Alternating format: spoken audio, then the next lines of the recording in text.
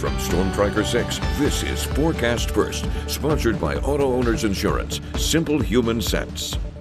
We are back in the cold temperatures and snow showers today. In fact, enough snow that the National Weather Service issuing a winter weather advisory through tomorrow evening at 7 o'clock. And that's basically right along 127 and points westward. As we zoom in, look at the Doppler radar, notice the snow showers. They will continue for this evening. Several bands and some of those a little more intense than others.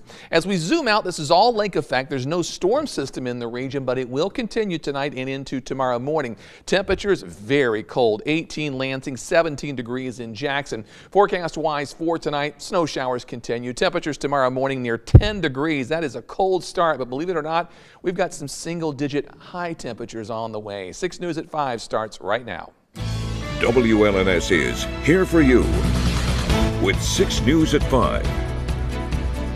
The death toll rises. At least 24 people have now been killed in the wildfires that ravaged Los Angeles. It is our top story today at 5. Thank you for joining us. I'm Sherry Jones. Since they began on January 7th, the wildfires have now burned about 40,000 acres, an area larger than San Francisco. Southern California is facing critical fire weather through Wednesday, and more evacuation alerts have been issued for neighborhoods that had previously been spared. Laura Faley is here for you now with the very latest on the fires.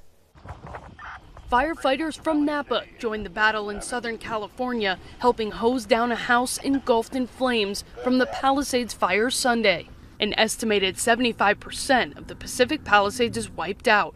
Only scorched earth remains, and with red flag warnings up through Wednesday, officials say high winds combined with low levels of humidity will keep the fire threat in all of Los Angeles County critical. We are not in the clear as of yet, and we must not let our guard down. And city officials say they've strategically positioned engine strike teams and task forces to respond rapidly to any new fire that breaks out. As crews continue to tackle hotspots, authorities say more than 24 people are missing, the majority in the Eaton fire area. The sheriff's department is asking residents for their patience as they search for victims. People are saying, I just want to go look at my house and I want to see what's left. We know that, but we have people literally looking for the remains of your neighbors. In hard-hit Altadena, one resident came back to find his home of 40 years survived. And after 40 years, you know, you got a lot of stuff you forget about that would disappear if the house burned down. So we were thankful that it didn't. At the Pasadena Convention Center, which is serving as a shelter, FEMA workers helped survivors register for assistance. I'm sure it hasn't been an easy time, but, you know, I'm glad you're here, right? And even though evacuations are still keeping some schools closed, Los Angeles Unified School District reopened most schools Monday. Laura Haithely, CBS News, Los Angeles. And tonight, the Michigan Red Cross is stepping up to help those affected by the wildfires. Zach Priest is here for you with their story. Zach? The first Red Cross volunteers from Michigan are in California right now, doing what they can to assist in wildfire relief. The crew of 4 will be helping with emergency shelters and distributing equipment. They will also help families reunite who were separated as a result of the fires, while 4 more volunteers will be helping with reunification efforts remotely from Michigan. Those physically in California are set to stay for 2 weeks, although they can choose to stay longer. And we are told that the Red Cross in Michigan may even send more volunteers and resources if it becomes necessary. A Red Cross spokesperson says physical needs are always important, but there's also another priority for victims. More than likely, a lot of folks got separated from their loved ones, right? Anytime a disaster like this happens or an emergency, you want to be with your loved ones, right? And so we are in the midst of trying to do that in the course of the days and weeks ahead. And the Red Cross says that the quickest way to help is by making a financial donation. And if you're interested, you can call the number at the bottom of your screen right now or visit the Scene on 6 section of our website. All right, thank you, Zach. And you can also donate by scanning the QR code that's right there on your screen. It will take you straight to the Red Cross donation site. A federal judge says the Justice Department can release special counsel Jack Smith's investigative report on President-elect Donald Trump's 2020 election interference case. The The ruling from U.S. District Judge Aileen Cannon, who was appointed by the bench by Mr. Trump, is the latest in the back and forth in a court dispute over the report from the special counsel who prosecuted Trump in 2 cases the Justice Department abandoned back in November. Well, earlier, Judge Cannon had temporarily blocked the department from releasing that report. A current court order prevents it from being released until tomorrow. Speaking of President-elect Trump, he will be taking the oath of office next week. And when he does, he's expected to sign dozens of executive orders on border security and immigration. And that could mean big changes for international students from Michigan State and more than 100 countries that are currently taking classes at MSU. Nick Simon talked with some of them tonight, and he's here for you now with their concerns. Sherry, the incoming administration has talked about restarting travel bans and putting new restrictions on student visas. And international students I spoke with are anxious to find out what the future holds. You need to kind of have what's going to be like the expected scenario, what's probably going to happen, and what's going to be like the worst case scenario. Like if really everything kind of goes against me, what am I going to do? Immigration officials for the new administration have said that they will be limiting student visas to 4 years. And other top Republicans have talked about taking away student visas for students that take part in protests on campus. But the biggest problem for current students has been a renewed debate over work visas, which has made companies more hesitant than ever to hire international grads. Students tell me that that's made them question whether or not that they're going to have a future in America.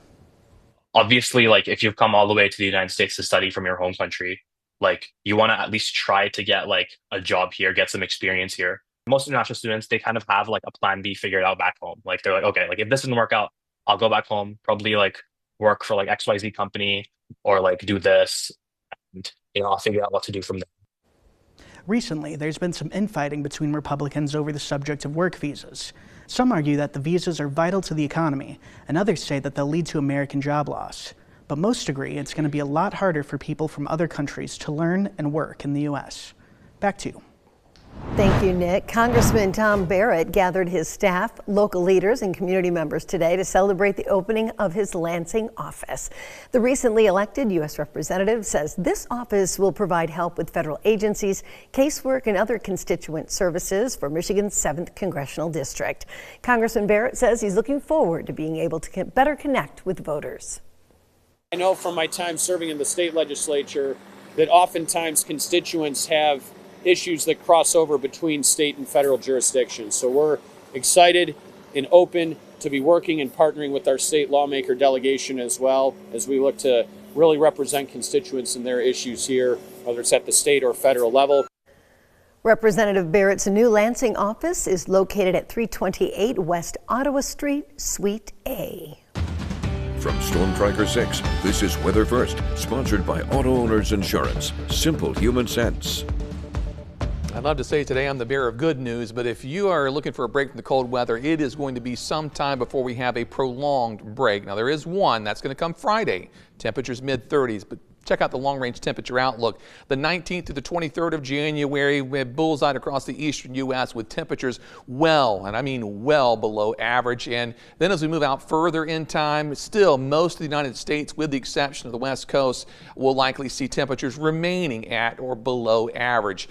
A look at snowfall. Let's shift gears because we've got to deal with that. There's going to be some tricky travel tonight. This is not a huge snow, not a major storm system in the region, just lake effect. And at times it gets a little intense. So through tomorrow evening at 7 o'clock, general 1 to 3, 1 to 2, 1 to 3 inches across most of mid-Michigan. Not going to create huge problems for us, but just allow extra time as you are heading out to your destination.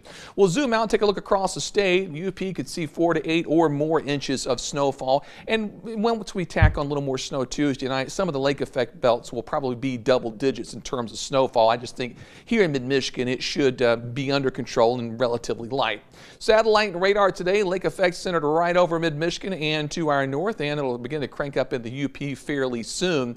On the Skyview network, you can see how visibility is beginning to drop on the McLaren cam as the snow shower is moving overhead. So this is when you have to really start to watch out. Temperature 19 degrees, our wind gust today at 25 miles per hour. So at times that's dropped wind chills into the single digits. Grand Ledge cam as well. Visibility a little reduced in the distance, but still not that bad. Temperature at 18 degrees. Peak wind earlier up to 29 miles per hour. So it was quite gusty. Jackson Cam, snow shower, temperature 17 degrees, wind chill of 4 with a current wind of 13 miles per hour. So depending on where you are and the time you step outside, it can get quite cold. On the Hillsdale Cam, temperatures at 15 degrees, winds are calm, wind gusted earlier today up to 24 miles per hour.